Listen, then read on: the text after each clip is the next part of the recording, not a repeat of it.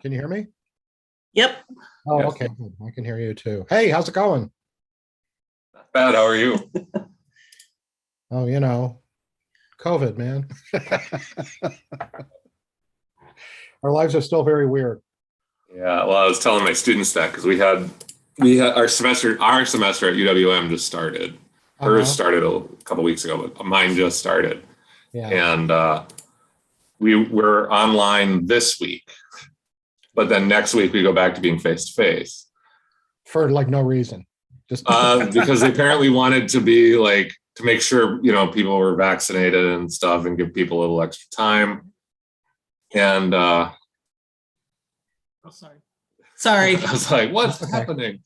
Back in No, time. we're at the tail end of mandatory masking, which is supposed to end at the end of the month, which, I wish it would go on for a long time. Like the rest Well, thankfully, we're keeping the mandatory masking for the full semester. But I told my students yesterday, it's like, yeah, we're online this week, but we're face to face again next week. And then I said, but we don't know what the semester is going to look like. So let's just assume we're going to be face to face till the end. But that could change. So, yeah. Our numbers are still really bad. I think we had 14,000 new infections between yesterday and today. So That's Indiana. No. It should probably be, if it's getting better, it should be pretty clearly under 10. I think it was 9 the day previous to that. So people thought maybe Oklahoma was hitting the peak, but I don't think so yet. I think it's going to be another month. But Yeah. Oh. Hey, Christine. Hey, Liz. Good to see you all. Hello.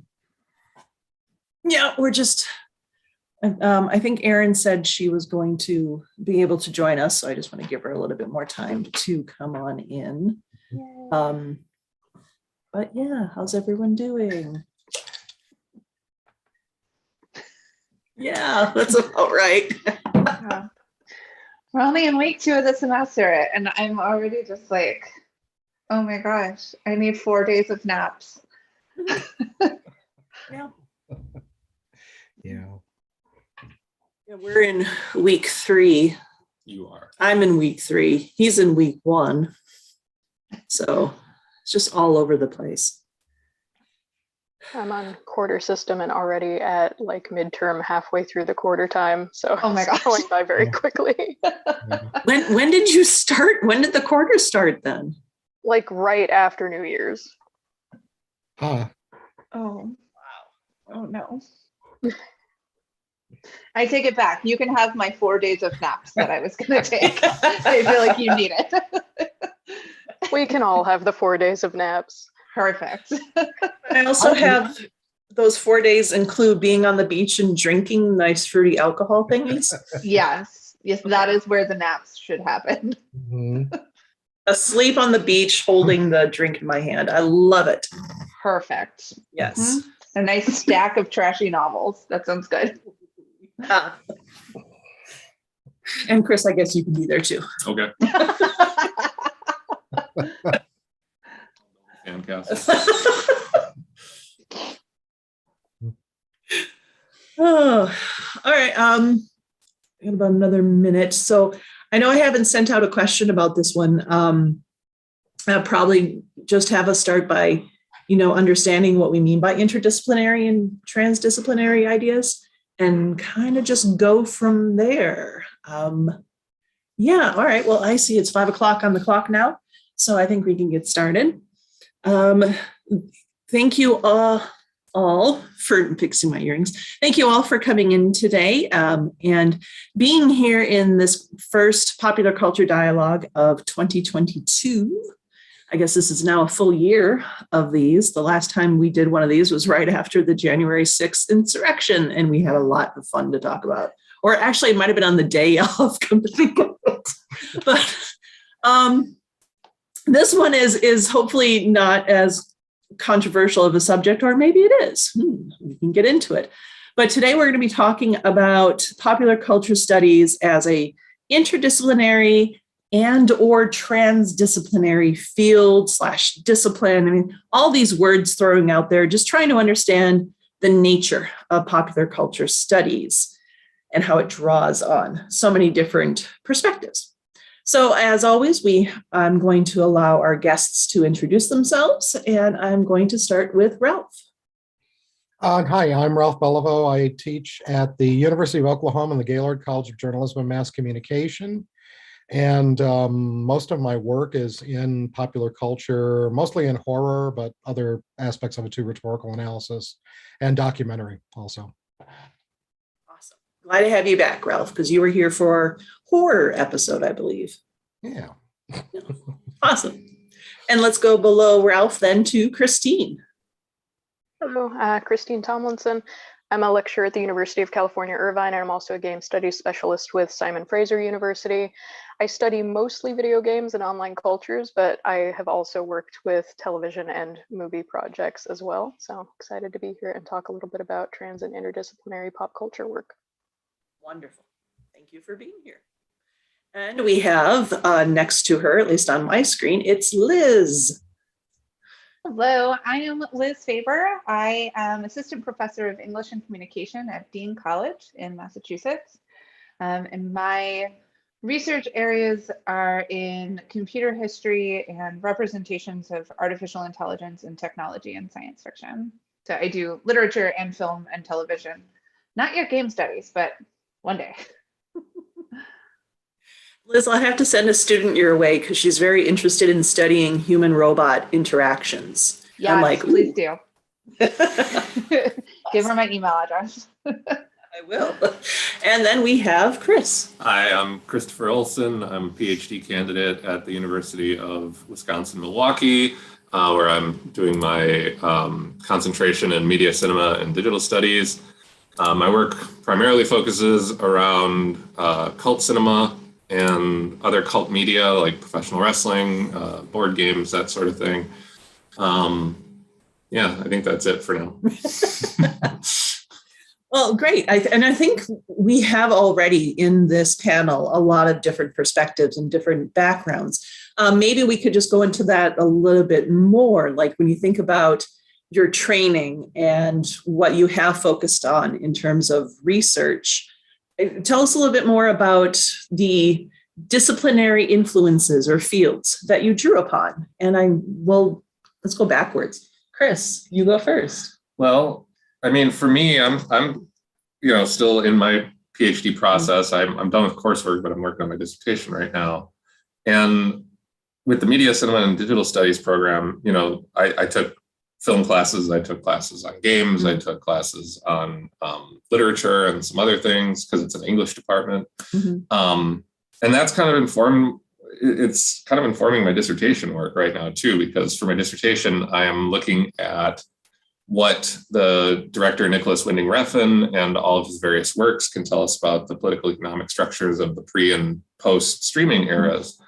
And because Refn is what Anastasia Salter would call a transmedia director, I think, or at least, in the sort of expanding understanding of what the term transmedia means. He's very much a transmedia auteur. He's somebody who works, like, he directs films, but he also curates films and preserves films. He is also an actor. He's been in other people's movies. He's been in his own movies. He lent his likeness to the video game Death Stranding. So he's also done books, like coffee table books and things like that. So he's kind of somebody who's got his hands in a lot of different areas. So for my dissertation, I have to look at a lot of different areas. I have to draw on game studies. I have to draw on film studies. I have to draw on archive studies and things like that. So for me, I'm coming from kind of like an interdisciplinary milieu at UW-Milwaukee, just because of the focus on looking at media and digital media as opposed to looking at just film or just games or this. And I think that's really like, it aligns with my thoughts too, because this idea of like the specialization, I find that idea to be a little bit anathema in some ways, because if we're pop culture scholars, we are looking at popular culture, and popular culture has so many connections in so many different ways that we can't, like, I find it kind of counterintuitive to be like, I'm a film scholar, I'm this, I'm that. It's like, I'm a pop culture scholar or a media scholar, and I'm looking at different things because they have connections in a bunch of different ways. I don't know if that makes sense. Liz, what's your disciplinary background like? Oh, I tried very hard not to be interdisciplinary, and I basically had no choice at a certain point. I was like, I'm just going to lean into it. That's fine. So I have a bachelor's and a master's in English literature. And I originally wanted to do comparative literature to go get my PhD in that and study Russian literature. And then realized, wait, every single paper I'm writing is about movies. So probably I should focus on that. So I did my master's thesis in representations of the afterlife in cinema. And then I wanted to do that for my PhD. And I was like, I'm going to be a theorist and I'm going to do this very specific thing. And then I went and did an interdisciplinary PhD and sort of got there. I went to Southern Illinois University at Carbondale, and the Mass Communication and Media Arts program there is intentionally interdisciplinary. So there are 3 departments in the college. There's journalism. I'm going to screw it up because they've changed the name since I've been there, but it's basically journalism, broadcast and digital media, and then film, cinema and photography. And as PhD students, we were required to sort of have our hands in everything, like Chris said, sort of put your hands in every cookie jar. And for me, the more interested, I sort of fell in love with sound studies and started doing sound design a little bit. And that translated into, I really love science fiction and I want to think about talking computers. And then I started drawing on my literature background with literary theory, psychoanalysis, gender studies, that sort of thing. And it all sort of mushed in together. And then you add in the fact that, real technology exists. So I also do science and technology studies. And it all sort of blends in together. Now, my current project is on suicide, robot suicide in science fiction. So I'm kind of going back to representations of death, and it's everywhere. And then on top of that, which I'm sure all of this is the thing that all of us have experienced, my teaching has almost nothing to do with any of that. The bulk of my experience as an educator has been in academic writing. That's what I was trained to do in my master's program. And then when I got out of my PhD, that was the only job I could get, was adjuncting in writing. So I just kept doing that. And then I picked up literature courses. I haven't taught a film class since I was in my PhD program in like 2013. So it just sort of by nature of doing the work, I just keep adding new disciplines to it. And now I'm cross-listed with oral communication and like professional communication studies and literature. And it, at a certain point, like those boundaries don't even make sense anymore. It's, because all of it sort of fits under one wheelhouse. Fascinating. And I didn't know that Carbondale had a specifically interdisciplinary design program. That's really cool to hear about. Christine, what's your disciplinary journey been like? Sort of a weird one. So I started very much not interdisciplinary at all. So my original training was in sociology, and it was very much expected to kind of just stay in sociology. And as I started to turn my focus more to pieces of media like television and video games, I had to start borrowing from a lot of other different disciplines to really fully understand what it was I was looking at. So it kind of started there. And the further I moved into that kind of study, the more I was picking up interdisciplinary projects with co-authors. So I was working with people from computer science. I was working with people who did human-computer interaction. I have a project going with someone who's largely just film studies, looking at video games and how the cinematic aspects of those mirror a lot of what we see in film. So it's been kind of a weird journey that's placed me in the middle of a lot of different traditions for understanding different kinds of media, really to speak to just one type of thing, but you can't speak to one type of thing without pulling from a variety of different backgrounds.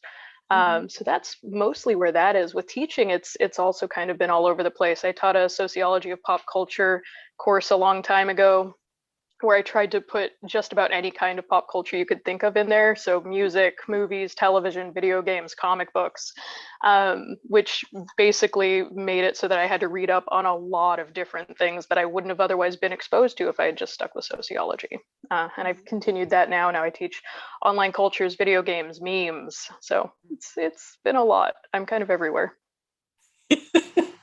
Ralph, do you also get the sense that your journey has led you to be kind of everywhere?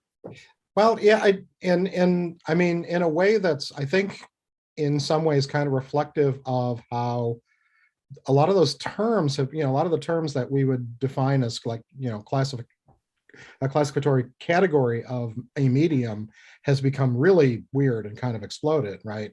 So every time I say television in front of students, I'm like when I say television, I don't know what they're thinking. I know that for me, it's a much more complicated mess. And the term feels like I'm, saying something from the 1920s. It just doesn't, kind of fit as I've watched this evolution happen. Same thing with film. I'm actually teaching podcasting right now. And even like today, we were talking about the relationship between podcasting and radio. And, part of the joy / terror of that is I remember, and we were talking about this in class, I remember the world before podcasting, right? And in talking to them, well, what were your first podcasting experiences? And they were like, oh, my parents were listening to this podcast and they shared it with me. And I'm like, no, really? I mean, so it made me feel really kind of creepily old, but it also reinforced the idea that these things are very transformational. The journey, I was a film production undergrad, and then I worked in the industry for a while, and then taught high school for a while, and taught radio and television. And then when I went back to grad school, I actually went into a journalism mass comm college. And one of the first things that I had to try to get organized that became really clear was kind of the old Snow two cultures thing, the humanists versus the social scientists, which is actually still, I think, a really, really useful way of beginning to try to make sense out of what people are doing and, how disciplines organize themselves. But there was something, because it was a journalism mass comm college that was very social scientific and very traditional in terms of history and things like that, there was something missing intellectually. And I eventually stumbled into a bunch of critical rhetorical theorists. And it kind of helped all of that to make sense, because I could reinscribe rhetorical analysis and criticism underneath all of what people thought they were doing, both analytically and constructively in terms of making media and things like that. So that answered a lot of questions that I was having, but that was sort of at the beginning of the destabilization of all these terms now. And, the communication as a field is it's looked down upon, because as a discipline, it's not stable enough for a lot of the older disciplines. So it's, looked down on, much less popular culture, which is sort of seen as even further out from that. And, universities being what they are, a lot of that is still important in the hierarchy of values. So there's that struggle going on too.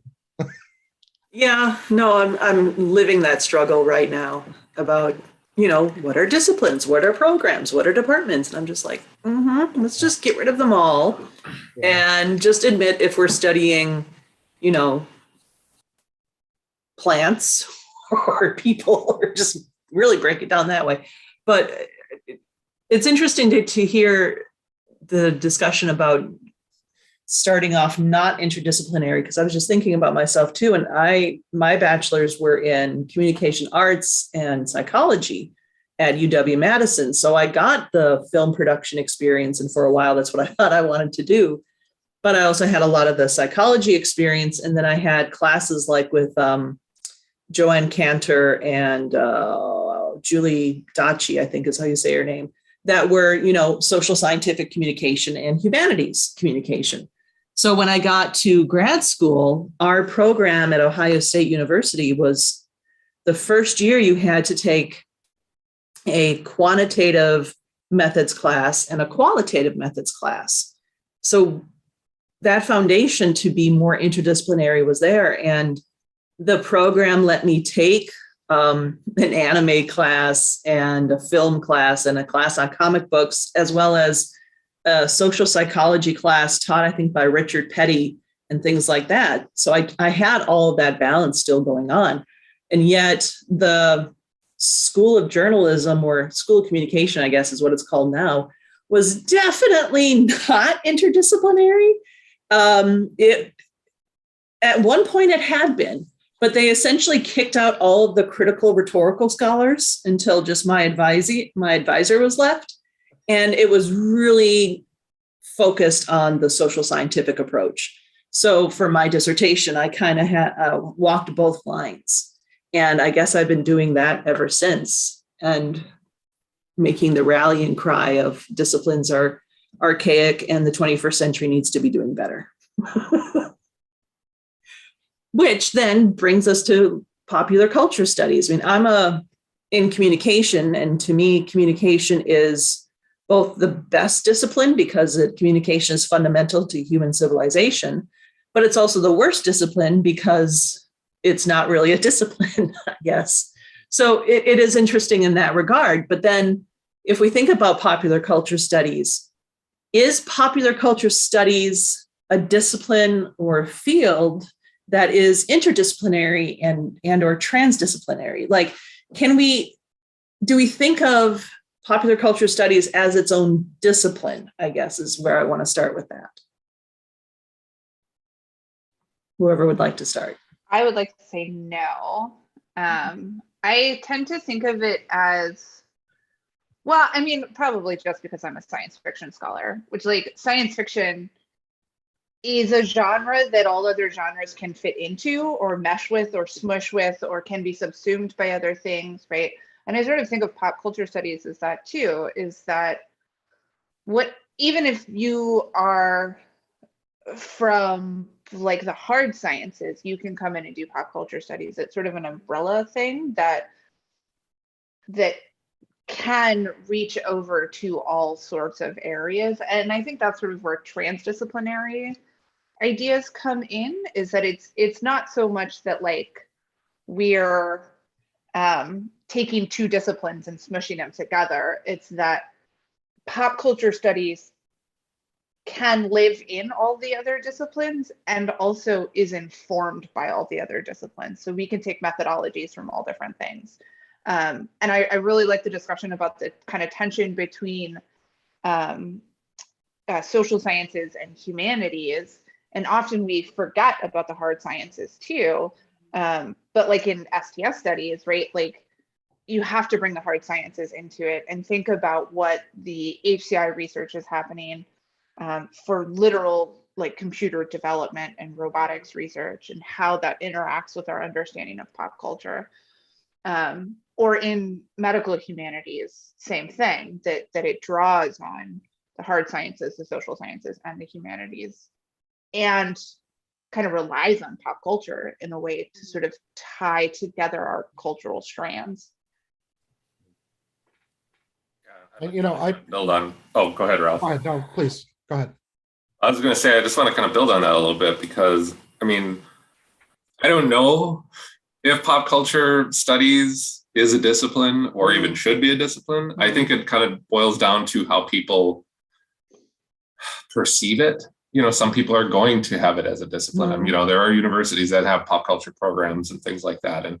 And there are people that are going to recognize it as a discipline. But like Liz was saying, the fact that you can pull in so many different threads from different areas to look at popular culture is something I think that is important to think about, especially because pop culture itself, you know, pulls so many strands in from so many different places. You know, Liz was talking about how like science fiction can like subsume things, you know, like you think about like all the science fiction Westerns that there are and all this sort of stuff. But I mean, you look at something like film is not just, you know, celluloid running through a camera. It's costuming, so that ties into fashion. It's, you know, music, so it ties into music studies. It's special effects, so it ties into technology and all these other things. You know, we've talked about pro wrestling and how interdisciplinary or how intertextual that is, because, you know, you'll get people who are cosplaying as, you know, certain characters these days, or they'll be like referencing Mad Max or whatever. Pop culture is not there's not a lot of lines that, like, hard delineation between different things. They're subsuming all these different things. And so I think having like a discipline for pop culture studies is hard, because pop culture studies itself is looking at something that is highly intertextual, highly paratextual, or whatever term you want to use. And you kind of have to approach it in this idea of like, I'm going to look at this film from this point of view, but I might also have to like acknowledge this thing over here, and I might have to acknowledge this thing over here. It's this kind of like polyglot kind of conglomeration of stuff. And I don't know that that's necessarily a discipline in and of itself, or if it's just something that is sort of a way to bridge the gaps between disciplines in some ways. It's a Katamari ball.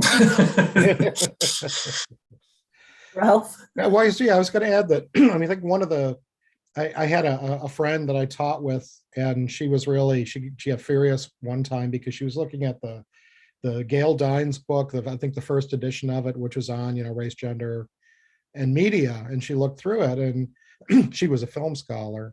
And she's standing at my door, and she's like basically is screaming at me, "What's wrong with people in this field? There's nothing on film in this whole book," which there wasn't at that time. It was dealing with a bunch of other media.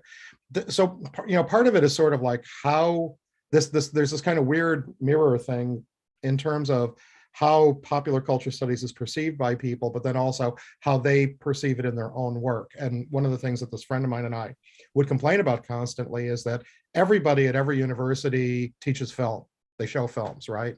They have no training, right? They're always using these media that they have absolutely no background in, unless that background has an interdisciplinary kind of, side to it. So a good friend of mine who's a First Nation English person, but he's also a filmmaker, and he also teaches music, but that was sort of built into his training and his world. But for a lot of people, they don't really, I mean, they're so it unfortunately that ends up contributing to sort of kind of this kind of long-standing misunderstanding of what popular culture studies is all about, and how particularly how important it is right now, because it's turned back and eaten the whole culture. And the fact that the culture doesn't understand what it's doing while it's being eaten by this thing, is what we're all kind of experts at, but we're kind of at the other end of the food chain, for lack of a better term. It makes me sound really old, but I just don't think that that's turned around yet. Do any of you think that that's a problem that's been solved, that what we do is well respected across other disciplines? No, and because I'm also in writing studies, that suffers from the same problem, that everybody thinks they can teach writing because they write, but not everybody does sort of the theoretical end of it or thinks about the pedagogical end of it. So I think that's a really important point too, that like, what is the academy isn't set up for something like pop culture studies, in that our system of sort of acknowledging expertise and acknowledging promotions, it's based in sort of, do you have this skill set, and can you do these things? Have you done these things, right? But in pop culture studies, there is sort of a set of things, but they'll come from other things, right? Like, most of us read sociology, we read literary theory, we read mass comm theory. It all sort of comes out of a number of the traditional disciplines into what we do. And so demonstrating that you have expertise is next to impossible in pop culture studies, because you can demonstrate you have expertise in all those different things. But what does that actually look like practically? And how do you demonstrate that in the way that the academy is set up right now? Christine? Yeah, I was just going to say, I think also that there's some level of discomfort with popular culture studies because of how interdisciplinary it is and needs to be to fully understand things. I think it's a lot harder like Liz was saying, how the academy is set up with these specific departments and these specific ways of measuring expertise or knowledge or ability. And because you have to juggle so many things with popular culture studies, as well as just kind of this cultural idea that pop culture just isn't that important, even though it's so pervasive and so important in individuals' lives in an everyday kind of way, I think that that's part of the issue, is that you need to balance all of these things, but that just doesn't fit in with the roadmap that people kind of expect from academic study or academic prowess. I was actually just looking up, and I literally Googled this, the definition for discipline. And I like the fact that there are the two definitions that come up right away. One is the practice of training people to obey rules or a code of behavior, using punishment to correct disobedience. And then you have a branch of knowledge, typically one studied in higher education. And I'm like, but I don't actually think those are two separate things. I think that traditionally, at least in Western academia, that if you are in a branch of knowledge, you're expected to stay on that branch and do your observations from that branch, never deviate from that branch, or the branch is going to break. And if you don't want the branch to break, because then you're going to fall and lose your job and lose your life and all these other metaphors I can put in here. So there is that kind of pushback to, how dare you step off your branch and try to, swing on another branch. I guess I'm going to keep going with that. And you can only be the one on the branch, and you're supposed to push everybody else off, that just completely out of the tree and let them do what they do, right? As opposed to what's really, I think, necessary in pop culture studies, which is not just transdisciplinarity, but collaboration too. And that's often, particularly in humanities, but also in social sciences, it's not as much encouraged or funded in any way. Well, and that's because, especially at the R1s, if you're not senior solo author, you're not keeping your job in some regards. So it's those structures of punishment that aren't called punishment, but they are definitely punishment. Yeah, one of my graduate professors in rhetoric, Michael Calvin McGee, we were in a conversation about this, and he said, disciplines have disciples, and disciples are constructed by their adherence to the dogma that allows them to be disciples. So, and he was being unnecessarily heavy-handed, which was kind of his thing. He always did stuff like that. But it really did kind of make it clear. And then it became clear that that was also clearly tied to methodological fealty, basically. And again, the problem in popular culture is, like, you pick and choose the methodological approach that you need because it fits what you're trying to do. It answers the question you're trying to ask. But because you're not adhering to the tradition that, where the Lit Review goes through the history of the value of that particular methodological approach, because we've all seen it before, we don't need to see it again, but you do at some point have to reproduce that, which then becomes the box that creates the disciples that are following the dogma, right? And popular culture just has never, in the UK, it didn't lend itself to that, and in Germany, it certainly didn't lend itself to that. It hasn't here, so yeah. I think it goes back to this idea that Matt Hills talks about in his book on fan cultures. You said, like, disciplines have disciples, but for Hills, it's like people become a fan, like scholars will become a fan of other scholars, and they'll kind of draw on their work or whatever. You'll get somebody who really likes Henry Jenkins, and they keep drawing and pulling in Henry Jenkins into all of their work, no matter what it is, because they're fans. And I think it's interesting too that we're seeing, I think we are seeing, just this talk right here, and all of us sort of discussing the interdisciplinary and transdisciplinary nature. I think there are people that are trying to kind of reconcile all of this. I think specifically of like Art Herbig and Andrew Herman, and I forget who the other editor on this book was, but they talk about polymediation, which is a term from Daniel Miller and Mirka. I don't know if I'm pronouncing her name right, but Madianow, I think, is how you say it. And it's this idea, that people use like different communication. They don't just use one form of communication. They use a bunch of different things or technologies. And I think pop culture is the same thing. It's not just, especially in the 21st century, as we've sort of entered the postmodern phase. It's a popomo. Yeah. And I think there's so much interconnection between things, not just in terms of like how they're made or the different things that they're drawing on, but the fact that so many things reference other things, and so many things do this, and so many things do, we have to take this sort of poly-mediated approach, because our media ecology is now very poly-mediated in a lot of ways, especially as we, have all these different channels that we can access things through and all this sort of stuff. I think it really requires like a kind of interdisciplinary eye to kind of get the full picture of a lot of this stuff, because of how interconnected so much of it is in so many different ways. Yeah. But it could also be that complexity is what turns people off from being interdisciplinary and transdisciplinary, because of how much more work it does require.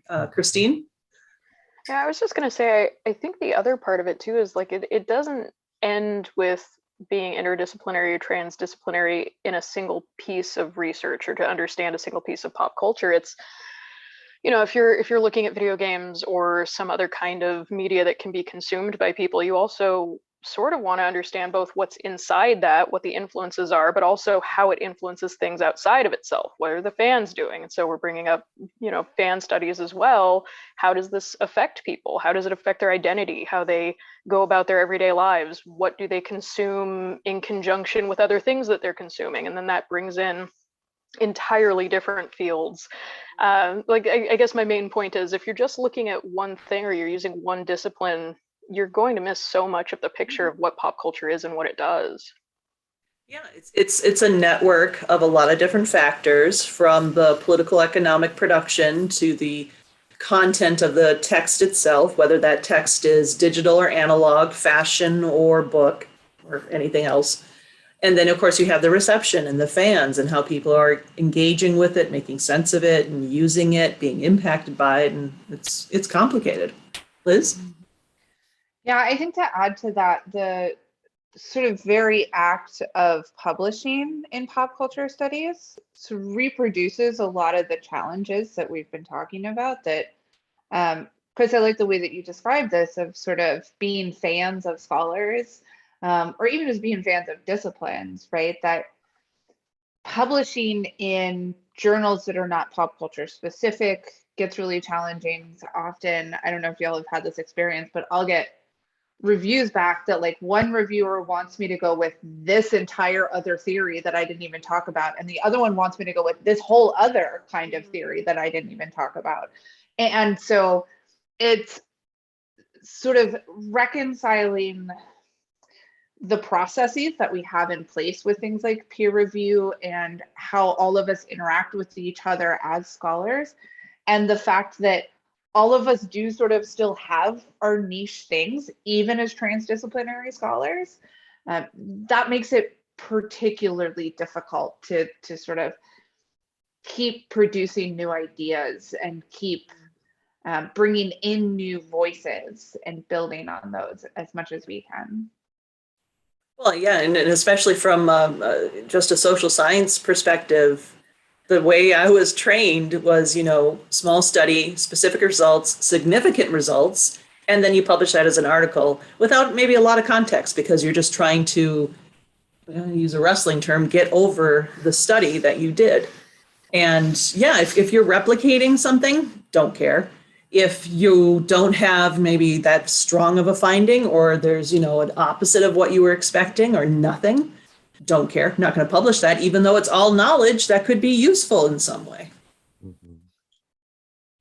Yeah, well, I think when that idea about fans of scholars came up, one of the things that occurs to me that again is a bit of a hurdle for popular culture studies, the way I think we're all thinking about it, is that it destabilizes the regimes of expertise, because we, again, you can tell me if you don't agree with this, but I mean, we see creators as experts, we see fans as experts on their own experience, and we fulfill kind of a different part of that.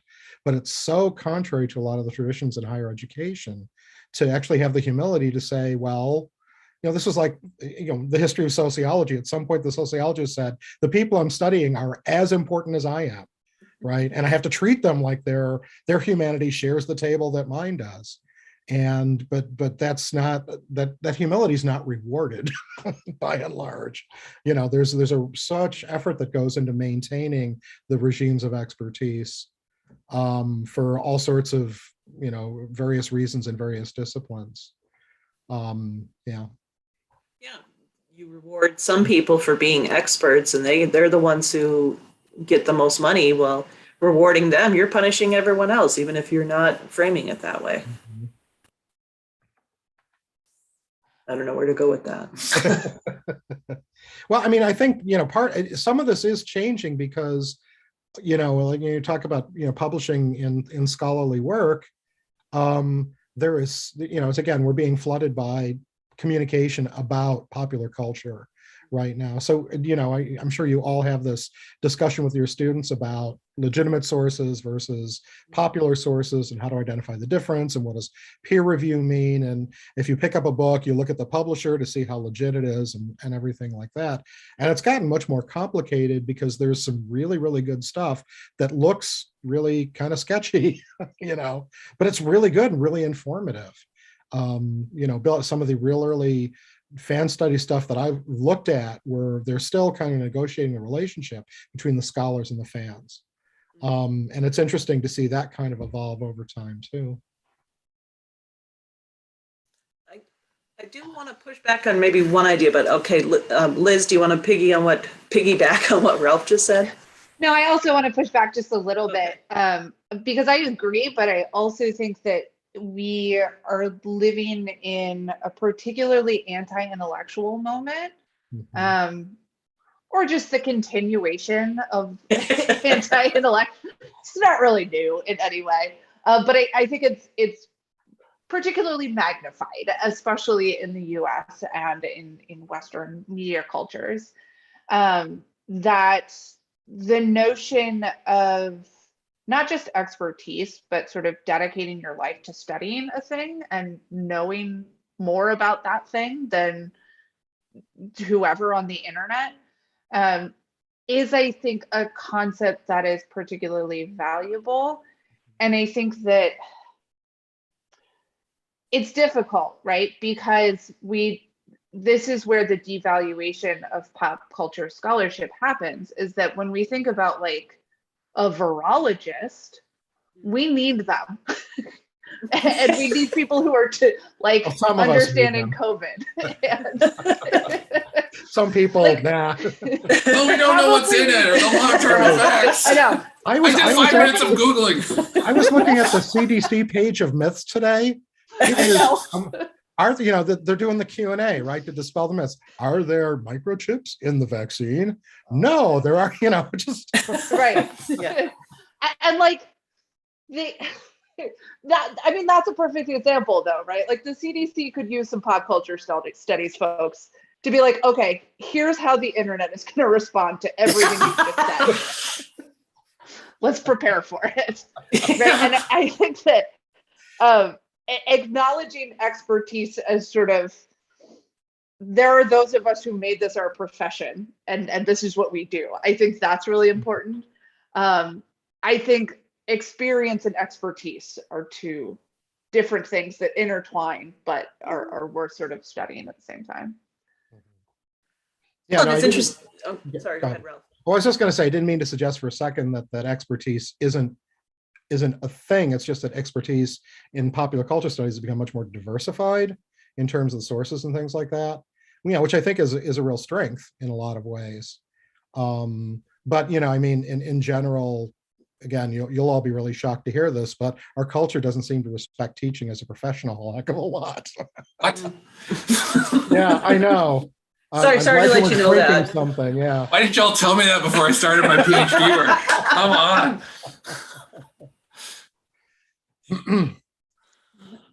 So I do want to push back on maybe one idea though. And the idea of popular culture studies not itself being a discipline. And if we take that idea of a discipline as having certain guidelines for how to engage with the subject matter that's being studied, I think popular culture studies does have that. It's just maybe the guidelines themselves are rather interdisciplinary, transdisciplinary, multi-methodology, and so on, and collaborative, and so on and so forth. But I think it has that built into it, it seems. It's not like it's just, oh, hey, we just all wandered in and we're all interdisciplinary. It seems to foster that sense. Unless that's just me. No, I mean, there's been an institutional push toward interdisciplinarity over the last couple of decades as well. But, you know, I'm always hesitant to, because I'm not sure exactly what they mean. I think what they mean really is collaboration, you know, to some greater or lesser degree, because of the way that fields would intersect in a particular social or cultural problem. Like, you know, you've got people who are concerned about health outcomes, then you have got people who are, you know, maybe coming out of social work fields, and then you got people coming out of communication for messaging, and, you know, so that, but so they're all still kind of divided up into their, so it's just all the boxes are supposed to play nice together. So maybe transdisciplinarity, I think, is a really interesting slight modification of it. But I'm wondering, what do you think is like the differentiation between those two things? Is that a fair question? Yes, it is. And I don't know, because that's one of the reasons why I wanted to have this conversation, because I would go by the prefix, but then between versus across, I don't know. Well, I think with that distinction of between and across, I mean, I think it gets to what Ralph was saying. I think when people think interdisciplinary, they're thinking between, they're thinking collaboration, they're thinking people, you know, from this discipline working with this discipline to sort of marry what they're doing. But a transdisciplinary approach is, you know, blurring the boundaries so that you're not just coming at something from this one perspective or from maybe this perspective along with this perspective. You're trying to bring in like a range of perspectives and ideas and concepts and disciplines and all that stuff, and using them to create a lens that sort of, like Christine said earlier, gives a sort of a bigger picture of how this thing not just works, but how it fits into society and into people's lives and all that sort of stuff. I mean, I don't know if that could be one way to think about it. I don't know if that's correct or not, but. Can I ask in the opposite direction? So if pop culture studies has sort of guidelines and boundaries, what's outside of the boundaries? What don't we do? All right. So that's, I guess, asking what's not popular culture then, right? Yeah. Okay. So climate, astronomy. We do interact with that, with eco-criticism. Yeah. But I mean, it's not like a pop culture studies person is going to go to Antarctica and study the ice cores. They might go to Antarctica and say, okay, well, let's look at this from the lens of the thing and think about the confinement that people experience and the paranoia and how that relates to the science that's happening here. That I could see. But hard sciences, I think, are harder to do in relationship with popular culture studies. I don't think they're impossible, but I think they're harder, but that might just be me. I could kind of see, and suddenly I'm thinking of Neil deGrasse Tyson for some reason, coming in and sort of commenting on whether or not the sky is accurate in a piece of media. But I could see something potentially like that, or even speaking to like how you could potentially design a certain thing. And we do have science fiction in part to lend some, credit to for developing things like submarines or other types of travel. So I think that there are even bridges there. It is a bit more tenuous and difficult, though. I agree. I think that has a lot more to do with the hard sciences than with pop culture studies. Because I, from my perspective, doing science fiction and doing computer history and those sorts of things, I see them as interacting a lot more, and I want to see more pop culture folks, more sociologists, more folks from sort of our end of the spectrum on research teams. I think that level of collaboration is something to aspire to. And I would totally agree, because I think it'd be fascinating to bring in physicists and ecologists and biologists and so on and so forth to talk about, like our embodied reaction to virtual reality, for example, things like that. But I guess my distinction is popular culture studies looks at popular culture texts and then the industries and the audiences around those texts. Unless we are going to go completely in the subjective reality mode where every physical thing that's in around us is in some way constructed through human subjectivity, I think it's harder to see things like plants, wild animals. I won't say domestic. I think domestic animals you could study from popular cultures, and that would actually be fascinating. But something like the solar system, that's a little bit harder, I think, to study from the popular culture's perspective. Now, media representations of the solar system or popular understandings of the solar system, like the Pluto War and what is Pluto, that type of stuff, I think that's popular culture studies.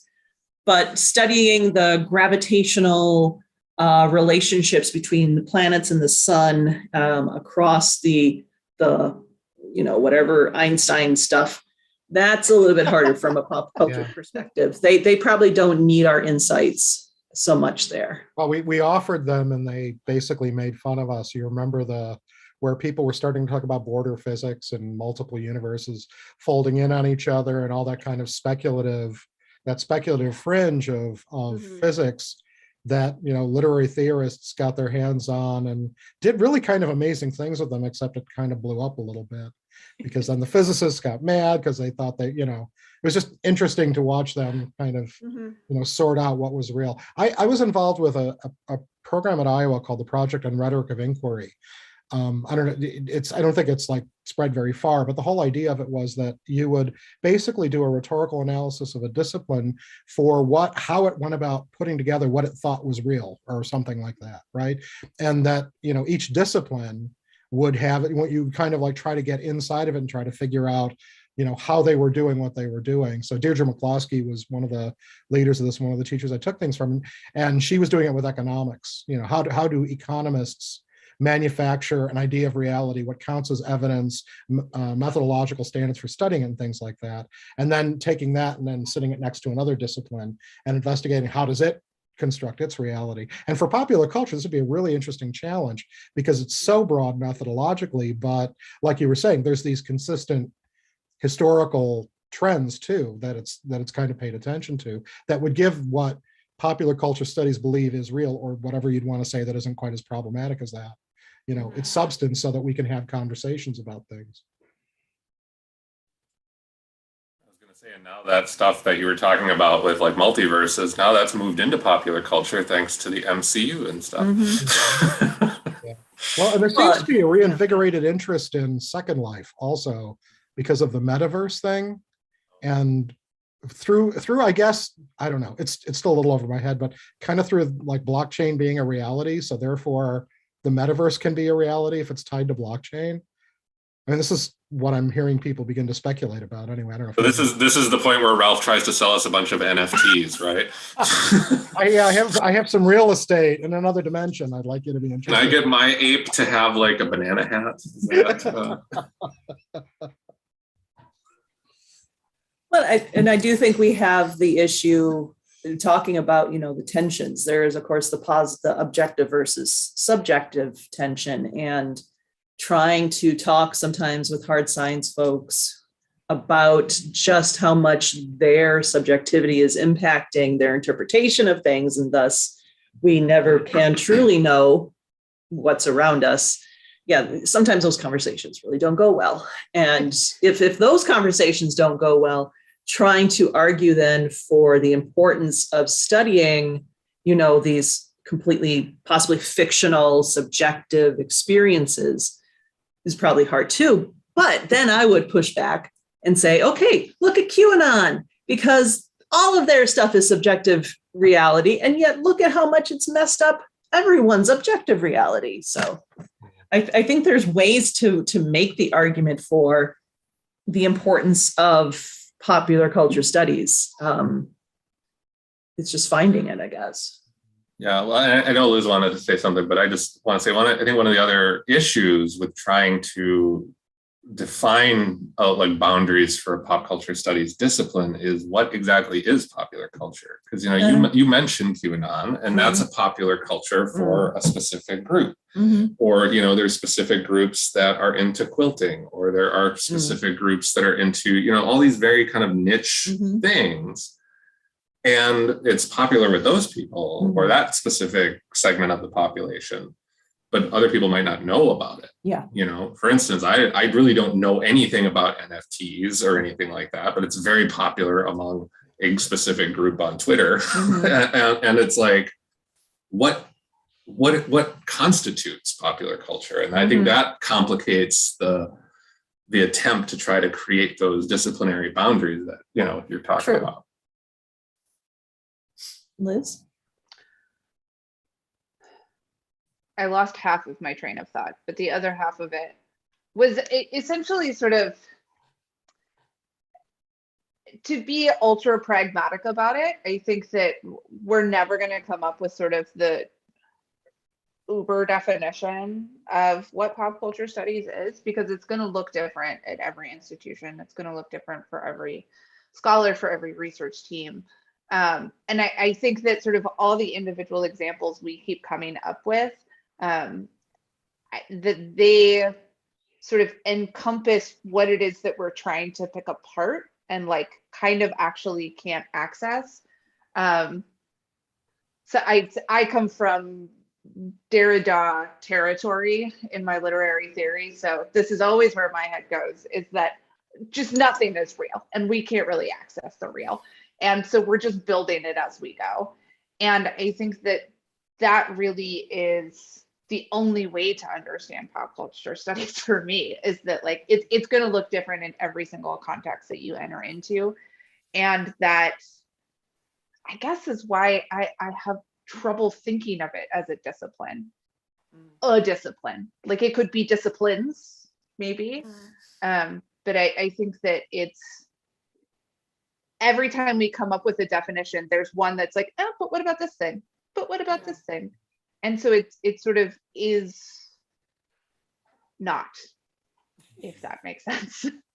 Well, can I ask Liz a question? May I? I'm just curious how you think about, because we haven't gotten to the point yet where popular culture studies has transcended written language, right? I mean, that's still what it all transforms into and what we all get out of. So when you're thinking about like deconstructive of the materiality of language or something like that, how do you think about like the construction of popular culture through the language we use? So yes and no, in terms of the language that we use.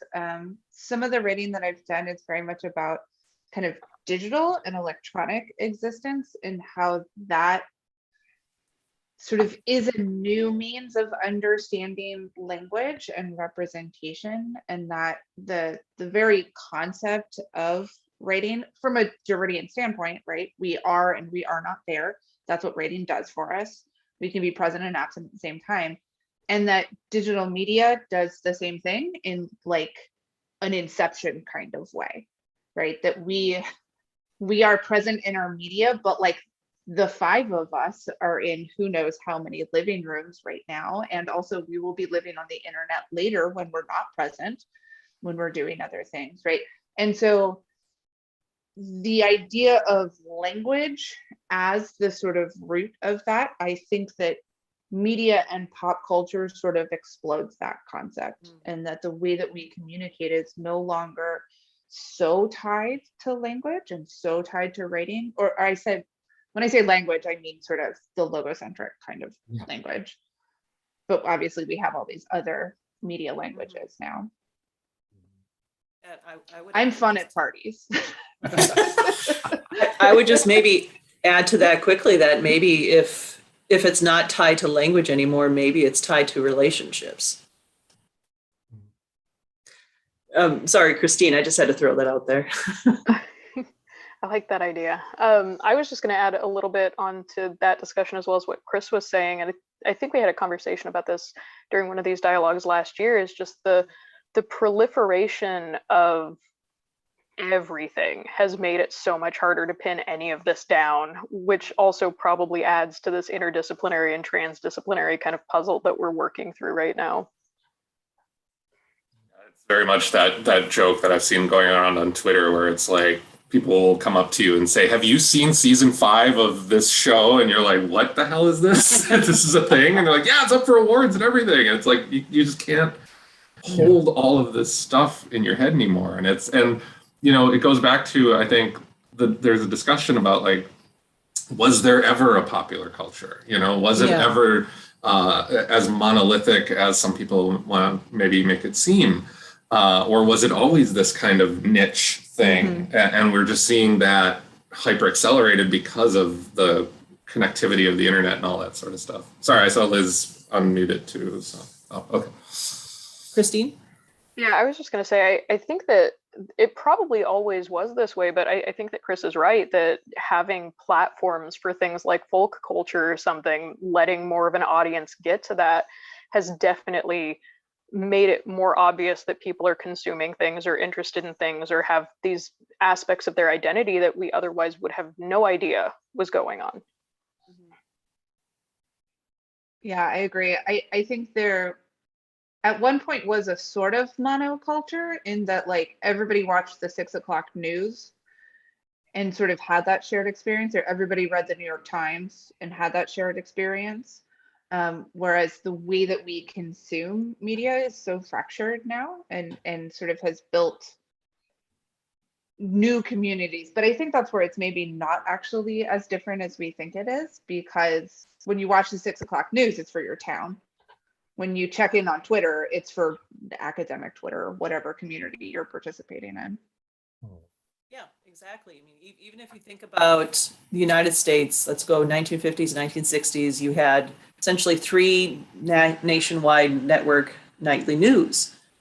We hear most, maybe about one because Walter Cronkite's the one who really sticks out, but you're essentially talking about for decades, people were watching different things. They were engaging in different audiences. And that's also still just white mainstream United States. That's not even considering everyone who was not considered part of the United States really at that point. So I think you're right, Chris. I think we have always been kind of fractured and fragmented. It's just that we had this myth that we weren't. And what the internet and World Wide Web and social media and so forth have done is just essentially killed that myth. And some people really want to go back to it, but we can't, because if we go back to it, the lies we tell ourselves are far worse than the struggle we're having to deal with the death of the myth. Okay, maybe that's where to end, because we're coming up to 6 o'clock here. So, and any last comments you want to make? Any last food for thought on this topic?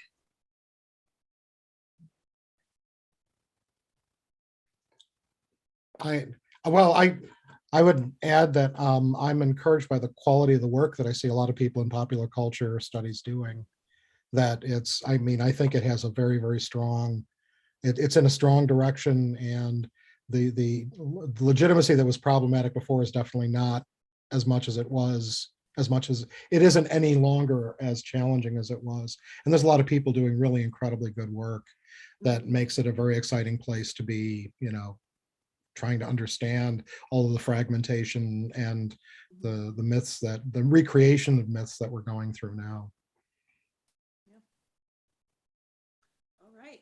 Well, thank you everyone for coming in today. I think, Christine, you might be in the only place that's actually warm right now, so we're going to envy you for that.